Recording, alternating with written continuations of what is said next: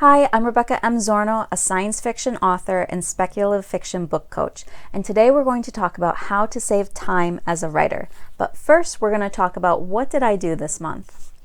So, it was a busy month. I wrote the back jacket copy for my upcoming book, finalized what I want the summary to read and sound like.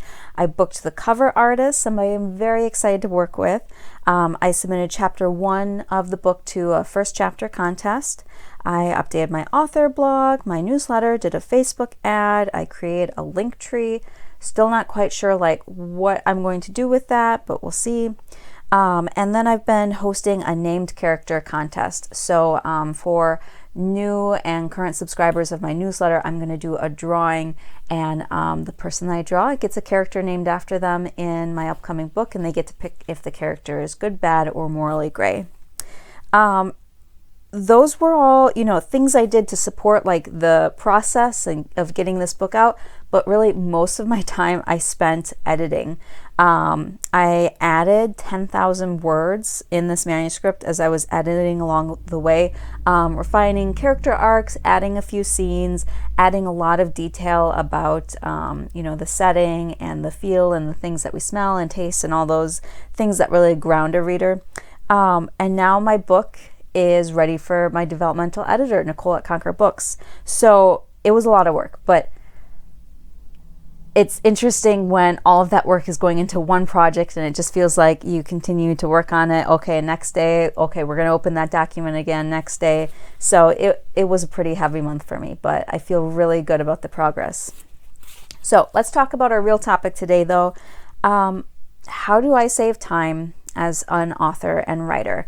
And this is more business orientated than how to save time in the writing process with things like writing sprints and such. This is really how I schedule my time and really make my priorities count. So there's a few things that are more practical and then a few things that are more philosophical. So let's start with the practical. I set out my monthly and my weekly goals.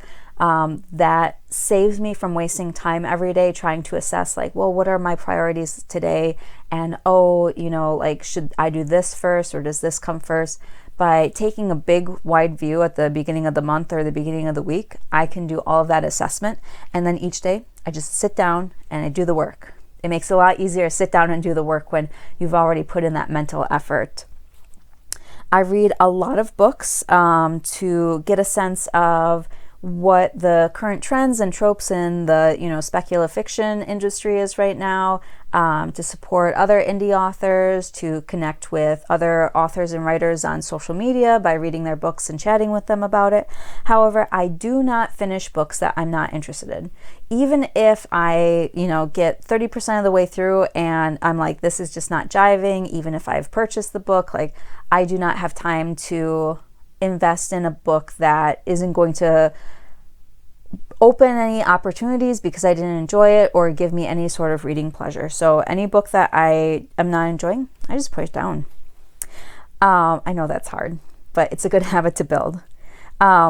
Meetings, I usually keep to 20 or 30 minutes. Lots of people schedule hour-long meetings, and I feel like you just end up prolonging and repeating the same things. So especially if it's something like a chat with somebody who just is looking for a few pointers, or somebody who is building their network and wants to kind of learn about what I do and get some advice. I just 20 minutes, I'm happy to connect, but then we'll cap it and then we'll see where it goes after that. In the same vein, I set a lot of my meetings as quarterly or annual meetings. For instance, I have a business coach through SCORE, and it's really made a big change in my business life. But I only meet with her quarterly because when we meet, we come up with all these good ideas, and I usually don't have enough time to execute all of the ideas in a 1 month period. So by setting quarterly meetings, I'm not wasting her time or my time by just, coming up with more ideas, but not having the time to execute. I also make a point to check in with some writers or, industry professionals annually. We always think that we need to have these ongoing habits or these ongoing meetings to really make any progress. But I think for me, I found that that doesn't have to be the case. Even doing something occasionally on a regular schedule, following up with the same person, sticking with the same habit every once in a while makes a difference in your growth. These are very specific to my life, so take them with a grain of salt. Not everybody has this setup, and then also I've spent years building the setup. But the first is choose a walkable neighborhood. I know. If you live in a suburb or a very rural area, you're like, But when my husband and I were deciding where to buy a house, we knew what city we wanted to be in, but we weren't sure what neighborhood. And I think that we really came to a good place thinking about a location where we could get to downtown, we could get to the grocery store, we could get to, all these things within a matter of minutes. Like, I walk to my dentist, my bakery's 4 blocks away, and I save a lot of time because I'm a freelancer who works from home and I don't have a commute, and I try to keep my commute, driving kids to school, all these things. I make very conscious decisions about, well, how long am I going to be driving that route on a regular basis, and what does that add up to?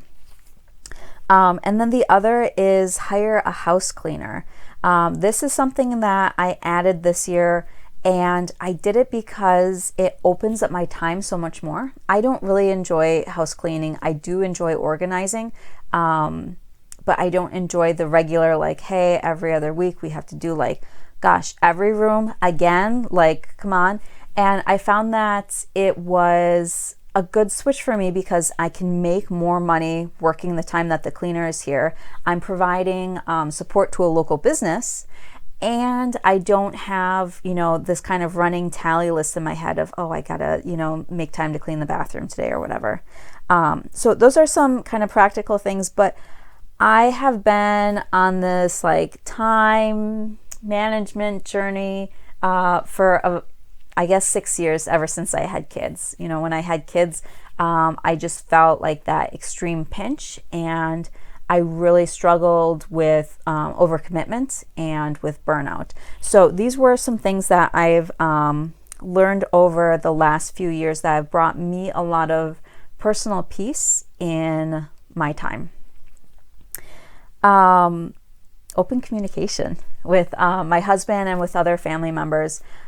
I found that I wasn't talking enough with my husband about what, was going on with the household that I saw as a need that maybe he didn't see, or, deciding like how we were going to split up the chores so it would be most efficient. And it's not like very exciting conversations to have, but we do have those conversations on an ongoing basis because every 6 months our kids' schedules change as their bedtimes change and their school times change. And a lot of people, especially mom friends, ask me like, well, how do you manage your time? Like, how you wrote a book, now you're writing another book, and you edit for people and book coach and all these things. And really, like, this is a very important piece that I have a true partnership. And there are weeks where I take on a little bit more with the family routine because my husband has big stuff at his workplace, and then there's weeks that he takes on a lot more because I have a deadline that I want to meet. So we really make that partnership work through talking about it. When I'm not working, so I have a personal value that evenings and weekend time are for me to rest and me to spend time with my family.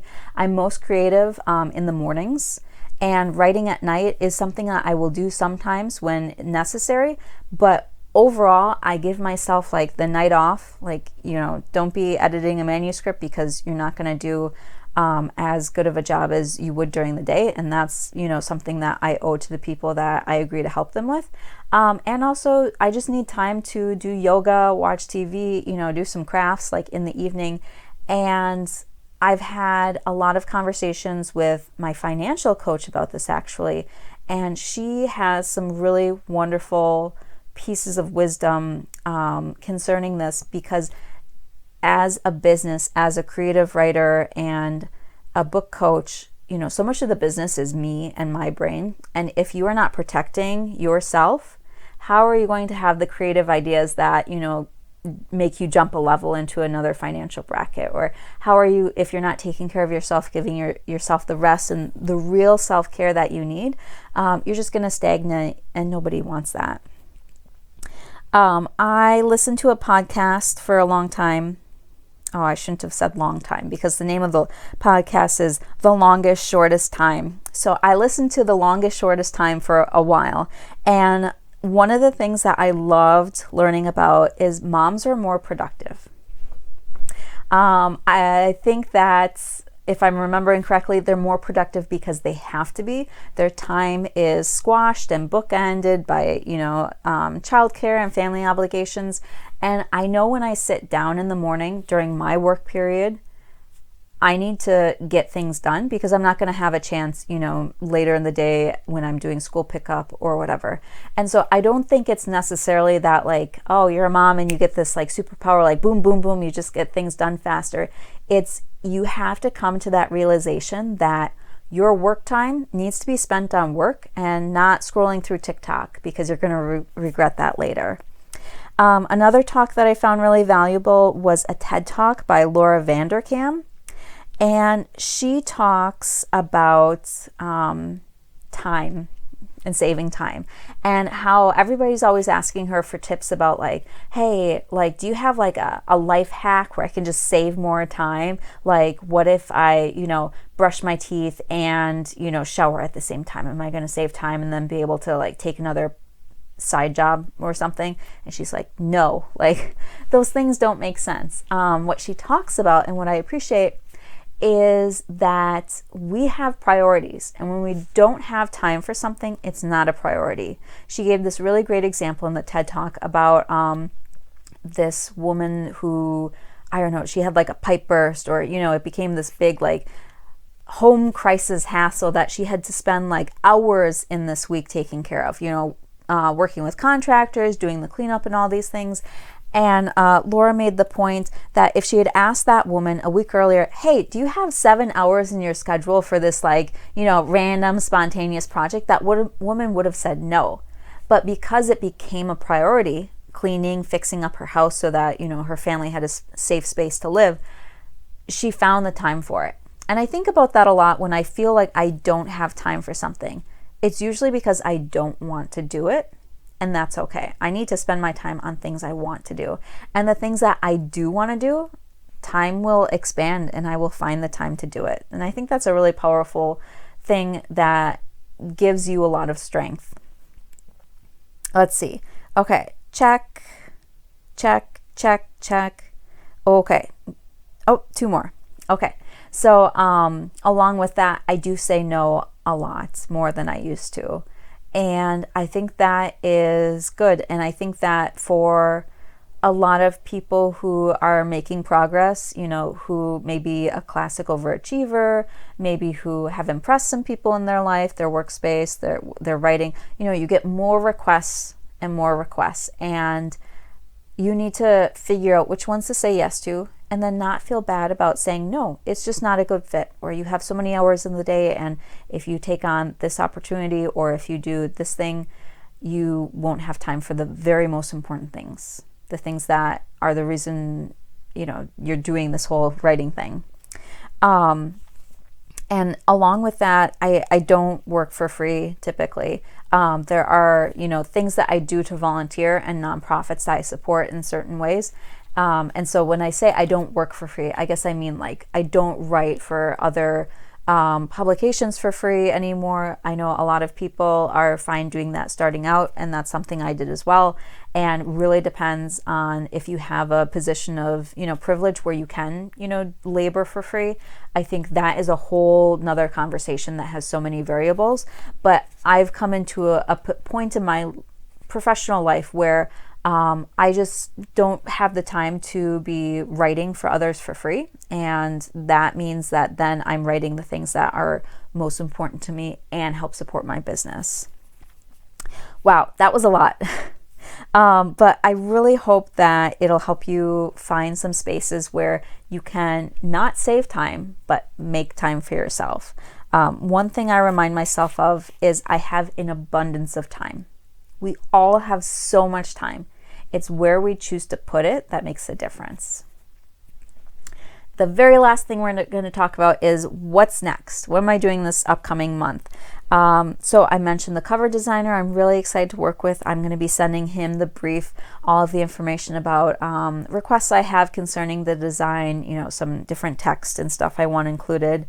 I have a new gig with a local public library teaching a writing club. So that starts this upcoming month. I'm very excited to do that. We're going to focus each session on a writing craft and a business topic. And then I'm doing a workshop with Right on Door County for speculative fiction authors. I'm going to focus on my TikTok a little bit more and see if that is a marketing area I want to be a bigger part. I've been finding some success with it, connecting with lots of really interesting writers. I don't want it to be like a time suck or, me putting all of this effort into it when nothing really happens. But I'm going to try it out, see if I can kind of level up there. Some outreach to some different independent bookstores. And then, this is the part I'm so excited about. Okay, so last month I spent so much time editing. I'm sending the book to my developmental editor, Nicole. She's going to take it for 3 weeks, read through it, compile the report, add in the comments, and then she's going to give it to me. And I'm going to take that on a writing retreat with me with Right on Door County. And I'm going to be in a cabin in the woods in northern Wisconsin for a week working on this book. And I just feel so optimistic about giving Nicole the book at this stage because she has so many great insights, and the things that she reveals and the questions she asks, really, I know from working with her for such a long time, it really helps me expand the stories into what I thought I was writing, and then we actually make it happen. And then I'm really excited to have the time to spend on this book in a writing retreat. I feel grateful that Right on Door County is just going to allow me to come and write. And I feel grateful to my husband for managing all of our family stuff that week so I can really focus on what I'm doing. And I've done at-home writing retreats before. I don't think I've ever really gone somewhere though and written the book unless we were on vacation already and I just did a little bit of writing. So I'm excited to set the goals, figure out what I'm going to be doing each day and get the book to a really good place. So thanks for tuning in. I'll be back next month with another topic and a chat about what I do every month as an indie author. Bye.